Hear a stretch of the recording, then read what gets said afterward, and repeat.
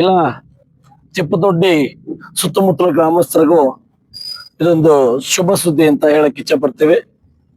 ಕಾರಣ ಏನು ಅಂತಂದ್ರೆ ಚಿಪ್ಪದೊಡ್ಡಿಯಿಂದ ಏನು ರಾಷ್ಟ್ರೀಯ ಹೆದ್ದಾರಿ 75 ಬೆಂಗಳೂರಿನಿಂದ ಚೆನ್ನೈಗೆ ಹೋಗುವ ತಿರುಪತಿ ಹಾಗೂ ಚೆನ್ನೈಗೆ ಹೋಗುವಂತ ರಸ್ತೆ, ಅಲ್ಲಿ ಆ ರಸ್ತೆಯಿಂದ ಚಿಪ್ಪದೊಡ್ಡಿಗೆ ಬರುವಂತಹ ರಸ್ತೆ ಇದು ಸಣ್ಣದಾಗಿದ್ರು ಗಡಿ ಗ್ರಾಮ.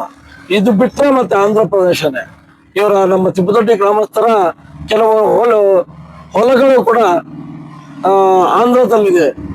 ಈ ಒಂದು ಕಾರಣದಿಂದ ಗಡಿ ಗ್ರಾಮ ಆಗಿರುವ ಕಾರಣ ನಮಗೆ ತುಂಬಾ ತೊಂದರೆಗಳಾಗಿತ್ತು. ಏನೇನು ಸಮಸ್ಯೆಗಳು ಅಂತಂದ್ರೆ, ಚಿಪ್ಪದೊಡ್ಡಿಯಲ್ಲಿ ಸರಿಯಾದ ಶಾಲಾ ವ್ಯವಸ್ಥೆ ಇರಲಿಲ್ಲ, ಸರಿಯಾದ ಅಂಗನವಾಡಿ ಕಟ್ಟಡ ವ್ಯವಸ್ಥೆ ಇರಲಿಲ್ಲ, ಸರಿಯಾದ ರಸ್ತೆಗಳ ವ್ಯವಸ್ಥೆ ಇರಲಿಲ್ಲ. ಈ ಒಂದು ಎಲ್ಲಾ ಸಮಸ್ಯೆಗಳನ್ನ ಸರ್ಕಾರದ ಮಟ್ಟದಲ್ಲಿ, ಅಧಿಕಾರಿಗಳ ಮಟ್ಟದಲ್ಲಿ, ರಾಜಕಾರಣಿಗಳ ಮಟ್ಟದಲ್ಲಿ ಅವರ ಗಮನ ಸೆಳೆದಂತಹ ನಮ್ಮ ತಿಪ್ಪದೊಡ್ಡಿ ಮೋಹನ್ ಅವರು ಪ್ರತಿ ಒಂದು ಹಂತದಲ್ಲೂ ವಿಫಲರಾಗ್ತಾರೆ. ಆ ಒಂದು ಸಂದರ್ಭದಲ್ಲಿ ನಮ್ಮ ಮೋಹನ್ ಅವರು ಆಯ್ಕೆ ಮಾಡಿಕೊಂಡಿದ್ದು ನಮ್ಮ ಕರ್ನಾಟಕ ರಕ್ಷಣಾ ವೇದಿಕೆ ಪ್ರವೀಣ್ ಶೆಟ್ಟಿ ಬಣದ ಸಂಘಟನೆಯನ್ನ. ಈ ಒಂದು ಸಂಘಟನೆಗೆ ಸೇರ್ಪಡೆಯಾದಂತ ನಮ್ಮ ಮೋಹನ್ ಅವರು ಮೊದಲನೇದಾಗಿ ಸರ್ಕಾರಿ ಶಾಲೆಗೆ ಕರೆಸಿದ್ರು. ಸರ್ಕಾರಿ ಶಾಲೆಗೆ ಕರೆಸಿದಾಗ ನಾವೆಲ್ಲ ನಮ್ಮ ತಂಡ ಬಂದು ಇಲ್ಲಿ ಅವ್ರ ಊರಿನ ಗ್ರಾಮಸ್ಥರು ಮತ್ತು ನಮ್ಮ ತಂಡ ಎಲ್ಲರೂ ಬಂದು ಇಲ್ಲಿ ನಾವೊಂದು ಮಾತಾಡಿದಂತ ಒಂದು ಸಂದರ್ಭದಲ್ಲಿ ಮೊದಲನೇ ಜಯವಾಗಿ ಈ ಊರಿಗೆ 37 ಲಕ್ಷ ರೂಪಾಯಿ ವೆಚ್ಚದಲ್ಲಿ ನಮ್ಮ ಹೋರಾಟದ ಪ್ರತಿಫಲವಾಗಿ 37 ಲಕ್ಷ ರುಗಳ ವೆಚ್ಚದಲ್ಲಿ ಅತ್ಯಾಧುನಿಕ, ನಿಜವಾಗ್ಲೂ ಹೇಳ್ಬೇಕು ಅಂತಂದ್ರೆ ಯಾವುದೇ ಒಂದು ಖಾಸಗಿ ಶಾಲೆ ಕೂಡ ಇರಲ್ಲ, ಆ ಒಂದು ಗುಣಮಟ್ಟಗಳೊಂದಿಗೆ ಒಂದು ಸುಸಜ್ಜಿತವಾದ ಒಂದು ಒಳ್ಳೆ ಭವ್ಯವಾದ ಕಟ್ಟಡ ಬಂತು. ಆ ನಂತರ ಎರಡನೇದಾಗಿ ಅಂಗನವಾಡಿ ಇರ್ಲಿಲ್ಲ. ಅಂಗನವಾಡಿನೂ ಕೂಡ ನಮ್ಮ ತಾಲೂಕು ಉಪಾಧ್ಯಕ್ಷರು ಮೋಹನ್ ಅವರು ಏನು ನಮ್ಮ ಉಪಾಧ್ಯಕ್ಷ ಸ್ಥಾನವನ್ನ ಸ್ವೀಕರಿಸಿದಂತಹ ಒಂದು ಪ್ರಥಮ ಜಯವಾಗಿ ಅಂಗನವಾಡಿಯನ್ನು ಪಡ್ಕೊಂಡ್ರು ಹೋರಾಟಗಳ ಮುಖಾಂತರ. ಮತ್ತೆ ಮೂರನೇದಾಗಿ ಕಳೆದ ಒಂದು 2 ತಿಂಗಳ ಹಿಂದೆ ಈ ವ್ಯಕ್ತಿ ಅದಕ್ಕೆ ಅದನ್ನು ಕೂಡ ಇವಾಗ ಕರೆಸಿದ್ದು. ಈ ರಸ್ತೆಯಲ್ಲಿ ಹೋಗ್ಬೇಕಾದ್ರೆ 2 ಅಡಿ ಆಳ ಇತ್ತು ಒಂದೊಂದು ಗುಣಿನು. ಆ ಒಂದು 2 ಅಡಿ ಆಳ ಇರುವಂತಹ ಗುಣಿಗಳನ್ನ ನಮ್ಮ ಮೋಹನ್ ಅವರು ಅಧಿಕಾರಿಗಳ ಮಟ್ಟದಲ್ಲಿ ಸ್ವಲ್ಪ ತರಬೇಕು ಅಂತೇಳಿ ತುಂಬಾ ಪ್ರಯತ್ನ ಪಟ್ಟರು.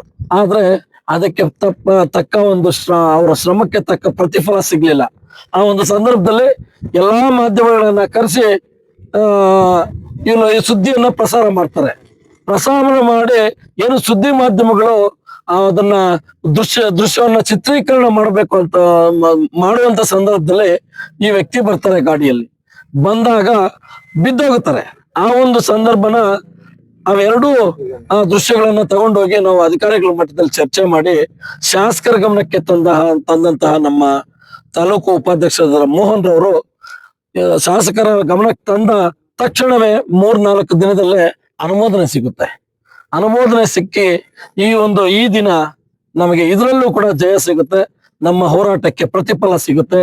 ನಿಜವಾಗ್ಲೂ ನಮ್ಮ ಮೋಹನ್ ರವರನ್ನ ಈ ದಿನ ನಾವು ಅಭಿನಂದಿಸಲೇಬೇಕು. ಕಾರಣ ಏನು ಅಂತಂದ್ರೆ, ಪ್ರತಿಯೊಬ್ರು ಹೋರಾಟಗಾರರು ಇರ್ತಾರೆ, ಸ್ವಹಿತಾಸಕ್ತಿಯನ್ನ ಮನದಲ್ಲಿಟ್ಕೊಂಡು ಹೋರಾಟಗಳಿಗೆ ಬರ್ತಾರೆ.